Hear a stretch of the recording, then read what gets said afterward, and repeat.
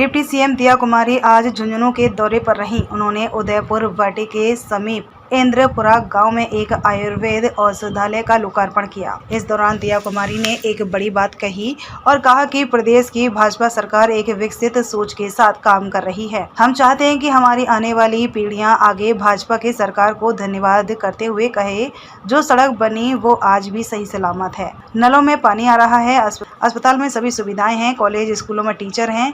यही सोच के साथ भाजपा की सरकार काम कर रही है। उन्होंने इस मौके पर कहा कि शेखावाटी को बजट में सरकार ने जो सौगातें दी हैं, उससे तो यही लगता है कि अब तो उनका हर 10-15 दिन में शेखावाटी में आना जाना लगा रहेगा। उन्होंने इस मौके पर बताया कि सरकार उदयपुर वाटी से श्री माधोपुर की रोड को 4 लेन बनाने का विचार कर रही है। साथ ही खाटू श्याम जी के विकास के लिए केंद्र सरकार ने 80 करोड़ रुपए का बजट दिया है, जिसके बाद राज्य सरकार खाटू श्याम जी, सालासर, शाकंभरी, जीन माता आदि मंदिर स्थलों का एक साथ विकास करने का मानस रखती है। इस मौके पर झुंझुनू विधायक राजेंद्र भाम्बू, शिक्षाविद डॉक्टर लोकेश शेखावत, भाजपा जिलाध्यक्ष बनवारी लाल सैनी समेत अन्य भाजपा नेता मौजूद थे।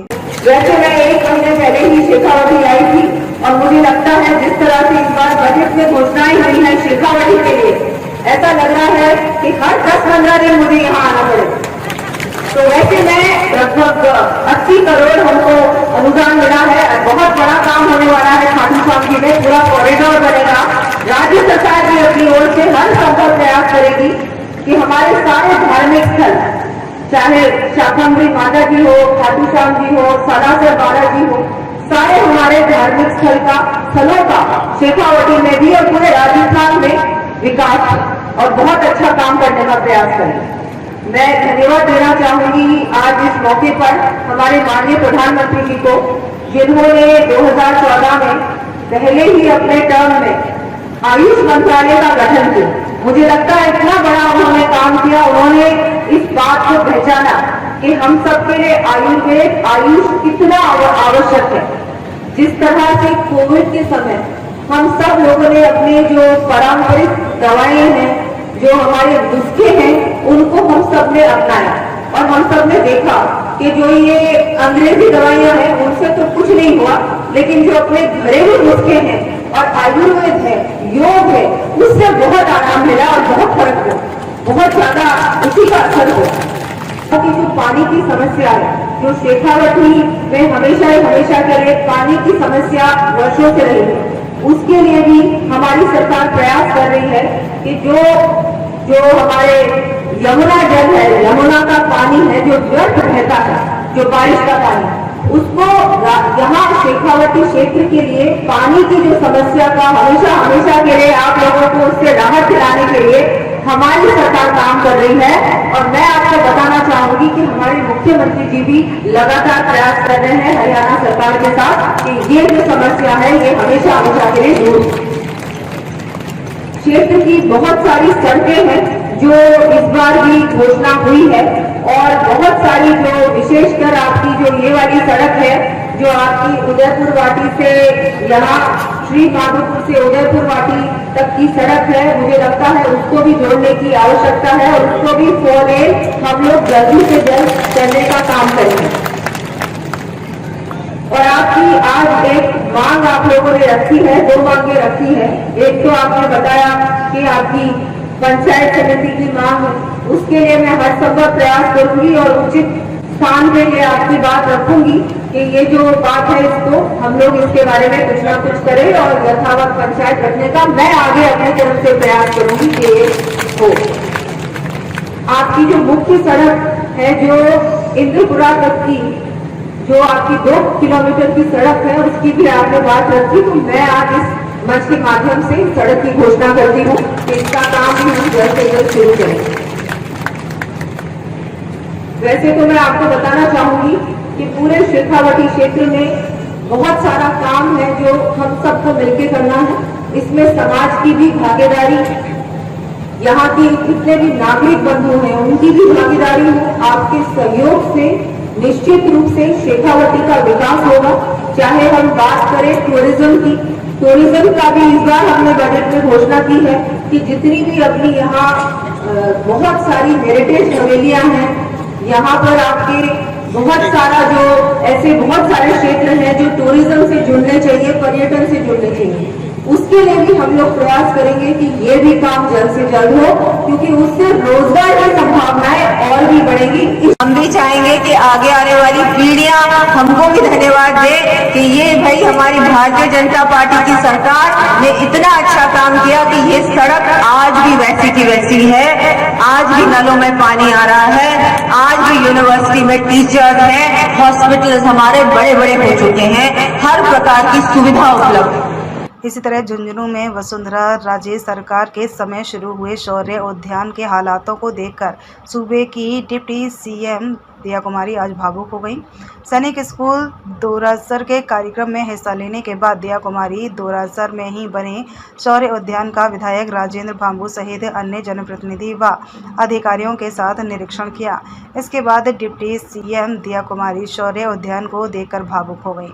उन्होंने कहा कि हमारे वीर सैनिक शहीद जिन्होंने न केवल झुंझुनू बल्कि राजस्थान और भारत का मान पूरे विश्व में फैलाया है, उनके लिए हम एक संग्रहालय नहीं बना सके तो कोई फायदा नहीं। उन्होंने कहा कि हमारी सरकार ने सैनिकों को श्रद्धांजलि देने और उनके जीवन से आने वाली पीढ़ियां प्रेरणा लें, इसके लिए शौर्य उद्यान बनाने का फैसला लिया था। काफ़ी काम भी हो चुका है, लेकिन पिछली सरकार ने 5 साल तक इस पर कोई ध्यान नहीं दिया, जिससे ना तो काम पूरा हो पाया और जो काम हुआ वह भी जर्जर हो चुका है। इसलिए आज ही मैंने अधिकारियों को निर्देश दिए हैं कि इसका काम आधुनिक तरीके से करवाया जाए। नए सिरे से काम करना पड़ा तो भी वो करेंगे, पैसे की कोई कमी नहीं रहने दी जाएगी। इस मौके पर भाजपा जिलाध्यक्ष बनवारी लाल सैनी, भाजपा पंचायती राज प्रकोष्ठ के जिला संयोजक व पूर्व सरपंच अर्जुन महिला आदि मौजूद थे।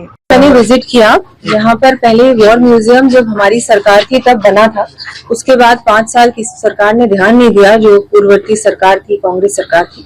अब क्या है कि इसको फिर से डेवलप करने का मैंने तो आज उनको कहा है, पूरा आश्वासन दे रही हूँ, इसको बहुत अच्छे स्तर पे बनाएंगे, क्योंकि हमारे शहीद, हमारे वीर जो जिन्होंने राजस्थान और भारत का नाम पूरे विश्व में रोशन किया, उनके लिए ये कम से कम हम लोग ये नहीं कर सके, अगर एक अच्छा संग्रहालय नहीं बना सके तो फिर कोई फायदा नहीं।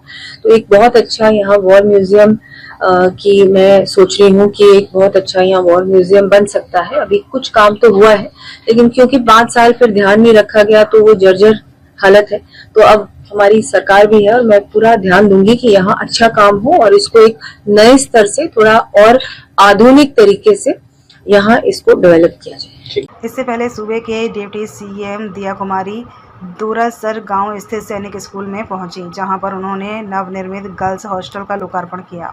इस मौके पर स्थानीय विधायक राजेंद्र भांबू समेत अन्य जनप्रतिनिधि और अधिकारी मौजूद थे। इससे पहले स्कूल पहुंचने पर डिप्टी सीएम का स्कूल प्रिंसिपल द्वारा स्वागत किया गया। सैनिक स्कूल में छात्राओं से मिलकर डिप्टी सीएम खुश नजर आई। उन्होंने कहा कि उन्हें बेहद खुशी है कि अब सैनिक स्कूल में हमारी बेटियां भी पढ़ती हैं। उन्होंने इस मौके पर बालिका शिक्षा को लेकर भी प्रकाश डाला। इस मौके पर पत्रकारों से बातचीत करते हुए डिप्टी सीएम दिया कुमारी ने कहा कि न केवल सड़कें, बिजली, पानी, बल्कि टूरिज्म के लिहाज से भी शेखावाटी में डेवलपमेंट हो, इसके लिए पूरी सरकार संकल्पबद्ध है।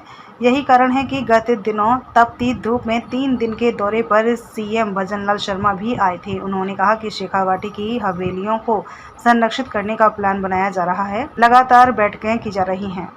जी बिल्कुल, आज सैनिक स्कूल में आना हुआ और जो मेरी गर्ल्स हॉस्टल है उसका भी मैं राउंड लेने जा रही हूँ और बहुत अच्छा है कि गर्ल्स की भी एडमिशन यहाँ बहुत अच्छी है। बहुत बड़ी संख्या में गर्ल्स ने भी यहाँ पर एडमिशन लिया है और यहाँ इसके बाद राजगढ़ का रामगढ़ का टूर है और रामगढ़ में जो हवेलियाँ हैं वहाँ देखने जा रही हैं। शेखावाटी को डेवलप करने के लिए चाहे सड़कें हों, पानी की समस्या हो, टूरिज्म हो, हर प्रकार से क्या कर सकते हैं, हमारी सरकार पूरी तरह से इसमें प्रयास कर रही है। कुछ दिन पहले सीएम साहब भी यहाँ आए थे और अभी मैं यहाँ आई तो अच्छी कार्रवाई होगी, इसीलिए तो अभी मैं वहाँ जा रही हूँ।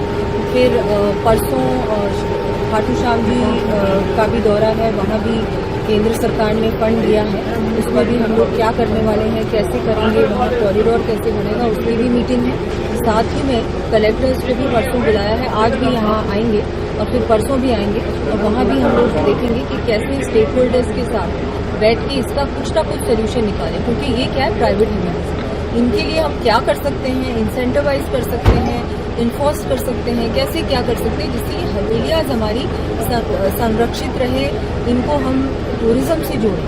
टूरिज्म आइफा के दौरान भी मैं कहना चाहूँगी कि उस समय भी अगर आपने देखा तो वो पूरा 15-20 दिन बहुत सारे टूरिस्ट, ज़्यादा से ज़्यादा टूरिस्ट आए थे आइफा के दौरान भी।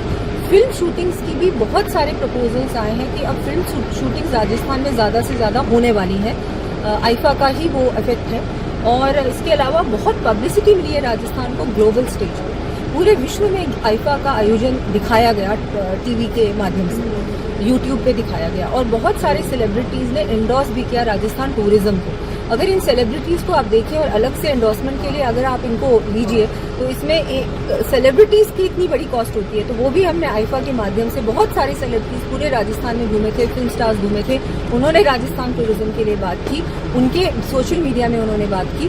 उससे पूरा हमको विश्वास है कि ज़्यादा से ज़्यादा टूरिस्ट इसको देखकर कि आइफा जैसा आयोजन राजस्थान में हुआ है और आगे बड़े बड़े आयोजन हो सकते हैं, एक वेन्यू बन गया है राजस्थान कॉन्सर्ट टूरिज्म के लिए, ऐसे बड़े आयोजनों के लिए। इससे पहले राजस्थान में इस तरह के बड़े आयोजन बहुत साल पहले हुए थे, उसके बाद हुए नहीं। उसके लिए